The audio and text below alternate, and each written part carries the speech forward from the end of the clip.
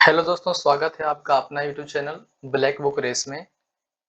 उम्मीद करता हूँ कि आप इससे इसके पिछले वीडियो अब तक ईडीएम का पार्ट 4 वीडियो तक यानी कि 4 वीडियो कंप्लीट हो चुके हैं, है ना? और ये है पार्ट 5 वीडियो, है ना? ये 5वां वीडियो है जो आपके सामने है, ठीक है? तो यार आप लोग जिस तरीके से मैं बता रहा हूँ, उम्मीद करता हूँ कि ठीक उसी तरीके से आप वीडियो को फ़ॉलो कर रहे होंगे। अब ऐसा नहीं कि कोई पेन पेपर उठा के लिखने लग जाना, जबकि मैंने शुरू में ही मना किया कि आप लिखिएगा नहीं, है ना? लिखना मना है, लिखना मना है और रटना भी क्या है? मना है। रटना भी क्या है? मना है। बस आप देख सकते हो, है ना? सिर्फ़ आप देखना, है ना? सिर्फ़ आप देखना और देखने मात्र से ही बन जाएगा। आप मैथमेटिक्स वाला माइंड यहाँ मत लगाना यार, मैं कह रहा हूँ कि मैथमेटिक्स वाला माइंड यहाँ मत लगाना, क्योंकि वोकैब में जो है उतना डिमांड ही नहीं है। यानी उतना जितना माथे को लगा देते हैं आप लोग वोकैब के पीछे, उतना वोकैब का डिमांड ही नहीं है कि आप इतना माथा लगा दो। आप बस यूँ ही मज़ाक में मैं जिस तरीके से बताऊँ, बस इसको ध्यान से सुनना है और चीज़ों को समझना है, ठीक है? यकीन मानो कि पेपर में अगर आ गए ना, तो आप खाली हाथ नहीं आओगे, उसे आप लगा के ही आओगे, ठीक है? तो चलिए, ये आपका अपना चैनल है, चलिए, तो मैं चलता हूँ स्लाइड की तरफ। ये ईडीएम और फ्रेज का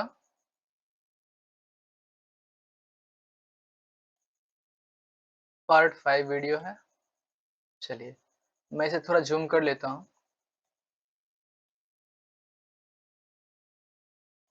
चलिए, तो ये 29 तो बता दिया था कि ये मरे हुए घोड़े को पीटता है ना? To flog a dead horse मतलब वेस्ट टाइम को क्या करता है? वेस्ट करता है, ऐसा मैंने बता रखा है, ठीक है? इसको क्या रखते हैं? खुशी जॉब। कैसे आप करते हैं इसको? खुशी जॉब, यानी कि उस जॉब को करने में खुशी मिलती है, जो क्या होता है? कंफर्टेबल होता है और फाइनेंशियली क्या कर देता है हमें? मजबूत कर देता है, ठीक है? तो खुशी जॉब, इसको कैसे याद रखे थे? खुशी जॉब, कि उस जॉब को करने में खुशी मिलती है, जो फाइनेंशियली और कंफर्टेबल जॉब होता है ना? चलिए, तो यहाँ 30 नंबर तक हम लोग कंप्लीट कर चुके थे। तो इस वीडियो में हम लोग करेंगे 31 से। क्या करेंगे? 31 से। 31 से करेंगे। ये रहा आपका इस वीडियो का पहला क्वेश्चन। देखेंगे ध्यान से। लिखा हुआ है नेवर नेवर लैंड। यदि आप कहते हो कि नहीं, नहीं, नहीं, कहीं नहीं, मतलब हमें कहीं भी ज़मीन नहीं चाहिए। नेवर नेवर लैंड यानी कि कभी नहीं, कभी नहीं, कभी नहीं, यानी कभी नहीं चाहिए हमको क्या? ज़मीन। कभी भी नहीं चाहिए हमको ज़मीन। तो ऐसा है पॉसिबल? ऐसा पॉसिबल नहीं है, है ना? आप आप काल्पनिक दुनिया में जी रहे हो। क्या है? काल्पनिक दुनिया में जी रहे हो, ऐसा मान लो। यानी कि नेवर मतलब नहीं, नहीं, लैंड यानी कि ज़मीन नहीं चाहिए, मतलब कि हमको आसमान में ही उड़ना है, हमको ज़मीन चाहिए ही नहीं। ऐसा मान लो ना, कभी नहीं, कभी नहीं। यानी एक आदमी कहता है कि कभी नहीं, कभी नहीं, यानी कि ज़मीन हमको कभी नहीं चाहिए, मैं ज़मीन पर रहना ही नहीं चाहता, मैं आसमान में उड़ना चाहता हूँ। तो क्या है? उस आदमी के लिए इमेजिनरी ही तो है, काल्पनिक जगत की बात कर रहा है। वो क्या कर रहा है? काल्पनिक जगत की बात कर रहा है। वो कल्पना में जी रहा है ना? वो कल्पना में जी रहा है, यानी कि कल्पना कर रहा है। एन इमेजिनरी यूटोपियन पैलेस और सिचुएशन, यानी कि वो इमेजिनरी सिचुएशन की बात करता है कि नेवर नेवर लैंड मतलब कभी नहीं, कभी नहीं, मैं लैंड यानी कि धरती पर मैं आऊँगा ही नहीं, मैं धरती को देखना ही नहीं चाहता हूँ, ऐसा कोई आदमी कहे, तो वो इमेजिनरी दुनिया की बात कर रहा है ना? इमेजिनरी दुनिया की बात कर रहा है, जो कि पॉसिबल है नहीं, ठीक? तो नेवर नेवर लैंड का मतलब क्या हो गया? इमेजिनरी, वो इमेजिनरी दुनिया में जी रहा है, इमेजिनरी दुनिया में जी रहा है। अब कोई आदमी कहे कि मैं हवाई जहाज से नहीं, मैं ऐसे ही, है ना? मैं खुद ऐसा कोई आदमी कहे कि मैं खुद आसमानों को चूम रहा हूँ, आसमान में घूम रहा हूँ, है ना? मुझे कहीं भी पृथ्वी दिखाई नहीं दे रही है। तो ऐसा है पॉसिबल क्या? कि आप बिना एरोप्लेन में बैठे आप आसमान का सैर कर लोगे? नहीं, ऐसा नहीं हो सकता है, ठीक है? समझने के लिए, ठीक है? तो नेवर नेवर लैंड जो कभी नहीं और कहीं भी ज़मीन नहीं चाहता है देखना, वो मान लो कल्पना में जी रहा है। अगर धरती कहीं नहीं होगी, तो वो इंसान खुद भी नहीं रहेगा, ठीक है? तो वो इमेजिनरी जगत की बात कर रहा है, ठीक है? इमेजिनरी यूटोपियन पैलेस और सिचुएशन, है ना? चलिए, आते हैं हम लोग 32 नंबर क्वेश्चन। ये बहुत ही प्यारा इडियम है, आप इसे देखेंगे ध्यान से। ये लिखा हुआ है under the rose, under the rose. आप अपनी गर्लफ्रेंड को उसके बर्थडे पर एक रोज गिफ्ट करना चाहते हैं और साथ में एक लेटर और उसके घर भी जाकर देना है। तब तो ये काफ़ी टफ काम हो जाएँगे। तो आप दिमाग लगाएँ अंडर द रोज़, क्या दिमाग लगाएँ? अंडर द रोज़ कि रोज़ के नीचे हम लेटर को लिख कर रख देते हैं। जैसे यहाँ लिखा हुआ है, मान लो ये रोज़ है, क्या है? ये रोज़ है ना? और इसकी 2 पंखुड़ियाँ हैं इस तरीके से और इसके बीच में आप कहीं ऐसे इस तरीके से लेटर को फ़ोल्ड करके रख दिया और एक डब्बे में बढ़िया से पैक करके अपनी अपना और अपनी समझ गए होंगे, नाम उनका लिख देंगे, बस। आपने इसे ट्रांसफ़र कर आपने इसको दे दिया। आप इसको पैक करवा कर गिफ्ट कर दिया, ठीक है? तो आपको देना क्या था? अंडर द रोज़ यानी कि आप लेटर देना चाह रहे थे तो अंडर द रोज़ मतलब रोज़ के नीचे, है ना? रोज़ के नीचे, है ना? ये फूल जो है गुलाब वाली, इसके नीचे आपने क्या किया? एक लेटर को लिख दिया, लिख कर के रख दिया। तो क्या उस लेटर को आप सबको दिखा कर दे रहे हैं? नहीं, वो कैसे दे रहे हैं? सीक्रेटली, है ना? मतलब गुप्त रूप से आप उसको दे रहे हैं, अंडर द रोज़ मतलब रोज़ के नीचे गुलाब के नीचे आपने एक लेटर लिख करके और फ़ोल्ड करके इस तरीके से दे दिया, ताकि किसी को पता ना चले। मतलब क्या है? आपने उसे दिया लेटर लेकिन सीक्रेटली, गुप्त रूप से। तो अंडर द रोज़ का मतलब क्या हो गया? सीक्रेटली। अंडर द रोज़ का मतलब क्या हो गया? सीक्रेटली। मतलब आप बातों को सीक्रेट रख के दिए हो, है ना? किसी को पता नहीं है और नहीं तो पता अगर चल गया, तो फिर आपका पता लग जाएगा। ठीक है? ऐसा ना करना यार, बहुत रिस्की काम होता है, ठीक? चलो, हिट अ स्नैक, ठीक है? हिट ए और स्नैक को याद करवाए थे हम लोग शेषनाग से, है ना? शेषनाग से। अब मान लीजिए शेषनाग जो रुकावट डालता है, शेषनाग मतलब जो रुकावट डालता है। तो एक शेषनाग जो आपको रुकावट डालता है, उसको आपने हिट कर दिया, मतलब खत्म कर दिया। उस बाधाओं को ही खत्म कर दिया। बाधाओं को खत्म कर दिया, आपने हिट कर दिया उसको। क्या कर दिया? हिट कर दिया, प्रहार कर दिया। क्या कर दिया? प्रहार कर दिया। शेष नाग को, शेष नाग को जो आपको रुकावट डाल रही थी, ठीक है? मतलब क्या हो गया? इनकाउंटर अ प्रॉब्लम मतलब प्रॉब्लम को ही आपने खत्म कर दिया। हिट कर शेषनाग को हिट कर दिया मतलब वो रास्ते में आ रहा था, है ना? फन फैला करके आपने उसको हिट कर दिया, मतलब प्रॉब्लम को खत्म कर दिया आपने और जड़ से खत्म कर दिया, ठीक है? चलिए, ये अपना क्वेश्चन नंबर 44 है।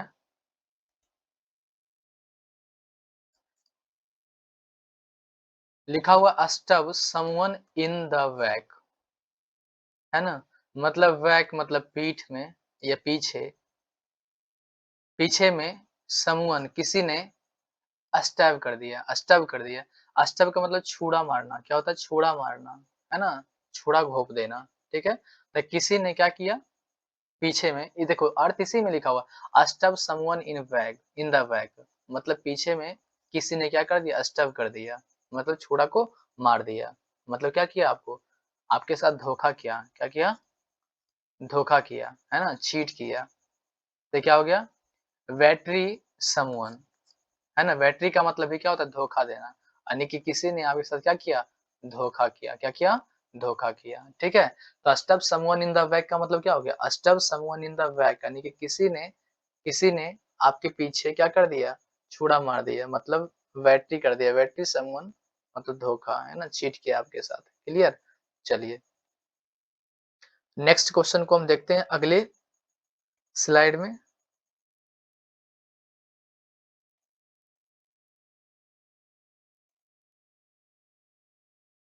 मैं इसे ज़ूम कर लेता हूँ, ताकि आपको प्रॉपर समझ में आए। ये रहा अपना क्वेश्चन नंबर 35।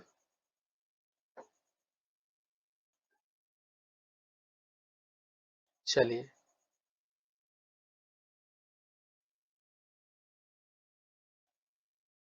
देखते हैं इसको। क्वेश्चन नंबर 35 लिखता है, give somebody a ring. Give somebody a ring मतलब, सॉरी, इसको थोड़ा और नीचे कर लेते हैं ताकि आपको साफ-साफ दिखाई दे। अब आपको दिखाई दे रहा होगा, ठीक है? चलिए, लिखा हुआ है गिव समबडी ए रिंग मतलब दिया, समबडी मतलब किसी को एक रिंग, क्या दिया? गिव मतलब देना, समबडी मतलब किसी को रिंग। आप रिंग किसी को देते हो किस लिए? फ़ोन करने के लिए। आप उसे टेलीफ़ोन करना चाहते हो, उससे बात करना चाहते हो। गिव समबडी अ रिंग मतलब गिव मतलब देना, किसी को एक रिंग मतलब एक मिस्ड कॉल, है ना? Call someone on the telephone मतलब आप टेलीफ़ोन पर किसी को क्या करते हो? कॉल करने के लिए क्या करते हो? रिंग देते हो। क्या करते हो? रिंग देते हो। गिव समबडी ए रिंग का मतलब क्या हो गया? Call someone on the telephone यानी कि टेलीफ़ोन पर आप किसी को कॉल करते हो, तभी तो आप रिंग देते हो। इसका मतलब क्या हो गया? किसी को फ़ोन करना, किसी को फ़ोन करना। गिव समबडी ए रिंग का मतलब क्या हो गया? किसी को फ़ोन करना, ठीक है? चलिए, ये हमारा 36 नंबर इडियम है। लिखा हुआ है एबव वन्स हेड। एबव मतलब ऊपर से, वन्स मतलब अपने, हेड अपने सिर के ऊपर से जाना। एबव मतलब ऊपर से, अपने सिर, है ना? वंस का मतलब क्या होता है? अपना। एबव देखो यहाँ भी लिखा हुआ एबव मतलब ऊपर से, वंस मतलब अपने और हेड मतलब अपने हेड के ऊपर से जाना, मतलब चीजें समझ में नहीं आना, है ना? अंडरस्टैंडिंग मतलब कि समझ में नहीं, बियॉन्ड वंस अंडरस्टैंडिंग मतलब समझ से क्या होना? परे होना, समझ से परे होना मतलब बिना समझ में मतलब कि समझ में ना आना। एबव वंस हेड मतलब अपने सिर के ऊपर से जाना, मतलब चीजें समझ में नहीं आना, यानी कि चीजें पकड़ में नहीं आना, ठीक है? चलिए, अब आते हैं क्वेश्चन नंबर 37। क्वेश्चन नंबर 37 को देखते हैं। ये लिखा हुआ है कप ऑफ टी। क्या लिखा हुआ है? कप ऑफ टी, है ना? लिखा हुआ है समथिंग दैट प्लीज वन मतलब पसंद का होना। यहाँ लिखा है सुबह सुबह एक कप, एक चाय का कप तो सबकी पसंद की चीज है, सही बात है। Cup of T, cup of T, cup of T, cup of T जो होता है, जो चाय पीते हैं, कप ऑफ टी मतलब टी का कप, है ना? टी का कप, है ना? यानी कि चाय की कप जो होती है, ऐसे नहीं पढ़ते हो? कप ऑफ टी मतलब क्या हो गया? चाय का कप, चाय का कप। तो चाय का जो कप होता है, चाय वाली कप जो होती है, सुबह-सुबह सबको क्या होती है? प्यारी होती है ना? पसंदीदा होता है। मन का मतलब कि मन को जो भा जाए वैसी चीज़ होती है। चाय वाली कप, चाय वाली कप। सुबह-सुबह चाय वाली कप क्या होती है? जो चाय को पीते हैं, उन्हें बहुत प्यारा लगता है, बहुत प्यारा लगता है कि ओहो! सुबह-सुबह का समय है और काफ़ी ठंड है ना? बाहर काफ़ी ठंड है और एक कप चाय मिल गया। तो उनकी क्या होती है? बहुत ही पसंदीदा होता है। वो डिश जो होता है उनका क्या होता है? पसंदीदा होता है। कप ऑफ टी मतलब क्या है? कप मतलब चाय वाली कप, जो कि उन्हें क्या है? सुबह-सुबह वो लोग क्या करते हैं? खूब लाइक करते हैं उसे। तो समथिंग दैट पीली जुबान मतलब किसी को वो खूब पसंद करते हैं, मतलब कप ऑफ टी मतलब क्या हो गया?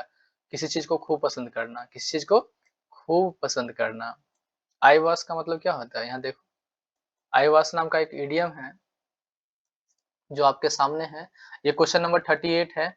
आई वास का मतलब क्या होता है? धोखा देना। अब मान लीजिए कोई आदमी एक थैला अब एक आदमी के पास पैसों से भरा एक थैला था। ये मान लो उसका थैला है, ठीक है? और लड़का का नाम श्याम है। क्या है लड़का का नाम? श्याम है, ठीक है? तो श्याम का ये थैला है। ये थैला किसका है? श्याम का है। और इसमें नोटों की गड्डी पड़ी हुई है ना? इसमें नोटों की गड्डी भरी हुई है, ठीक है? नोटों की गड्डी भरी हुई है, ठीक है? जब श्याम नोटों की गड्डी को ले जा रहा था अपनी पीठ पर लाद करके, तभी इसका एक दोस्त राज नाम का एक दोस्त आया। राज नाम का एक दोस्त आया, है ना? इसका दोस्त था। राज नाम का एक दोस्त आया और बोला कि श्याम तुम अपनी आँख को धो ले, है ना? तुम्हारी आँखें काफ़ी थकी-थकी सी लग रही है। तुम अपनी आँखों को धो लो, तब तक मैं तेरा थैला का देखभाल करता हूँ। जैसे ही गया ये आई वॉश करने के लिए, श्याम जैसे ही गया आई वॉश करने के लिए, तभी राज ने इस थैले को उठाया और 9-2-11 हो गया। तो क्या हो गया? श्याम के साथ क्या हो गया?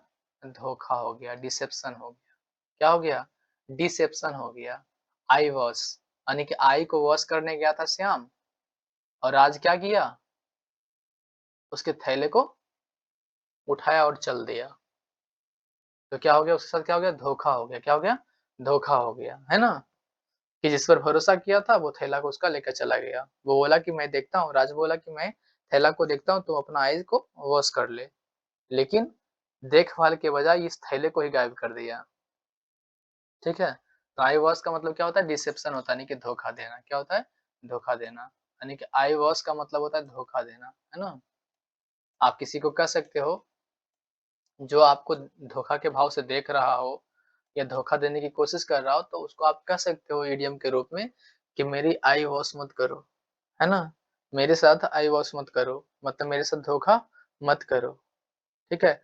यहाँ देखिए आपका नया इडियम आपके सामने, ये 39 नंबर क्वेश्चन है।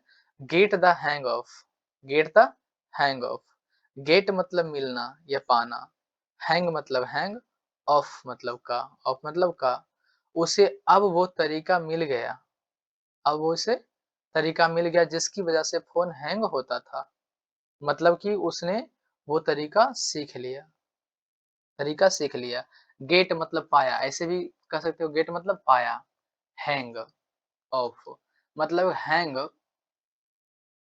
हैंग गेट उसने पा लिया, हैंग होकर के उसका फ़ोन ऑफ हो जाता था। जब हैंग ज़्यादा करता था तो उसका फ़ोन कैसा हो जाता था? ऑफ हो जाता था, है ना? जब किसी भी आदमी की बात कर लो, गेट यानी उसने पाया, हैंग ऑफ कि हैंग होकर के हमारा फ़ोन जो ऑफ हो जाता है, ऐसा क्यों होता है? उसका उसने तरीका को सीखा, यानी कि पाया, है ना? गेट मतलब पाया, हैंग ऑफ मतलब हैंग होने का तरीका उसने पाया कि क्यों हमारा फ़ोन हैंग होता है, क्यों हमारा फ़ोन हैंग होता है। हैंग ऑफ गेट मतलब पाया, हैंग ऑफ मतलब हैंग होने का तरीका इसने पाया, या सीखा। मतलब लर्न हाउ टू यूज़ कि कैसे हम इसे यूज़ कर सकते हैं, है ना? लर्न हाउ टू यूज़ कि मैं इसे कैसे यूज़ कर सकता हूँ, ये इसने प्राप्त किया। गेट मतलब पाया या प्राप्त किया, हैंग ऑफ कि हमारा फ़ोन हैंग कैसे होता है ना? इसकी विधि को इसने प्राप्त किया, सीखा, ठीक है? चलिए, एक क्वेश्चन और रह जा रहा है, ये हमारा नीचे है, क्वेश्चन नंबर 40।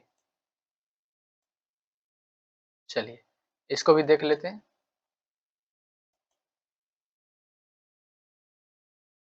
ये हमारा क्वेश्चन नंबर 40 है, लिखा हुआ है गेट ए गोल्ड स्टार।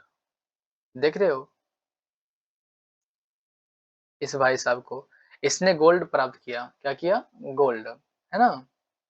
यानी कि किसी भी तरह का मैच था, उसमें इसने क्या किया? गोल्ड प्राप्त किया।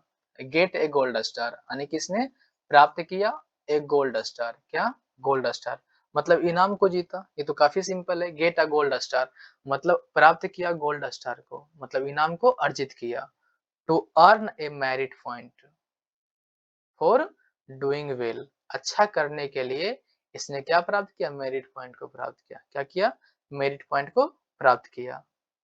तो इस इडियम का मतलब क्या हो गया? इनाम अर्जित करना। गेट ए गोल्ड स्टार का मतलब क्या हो गया?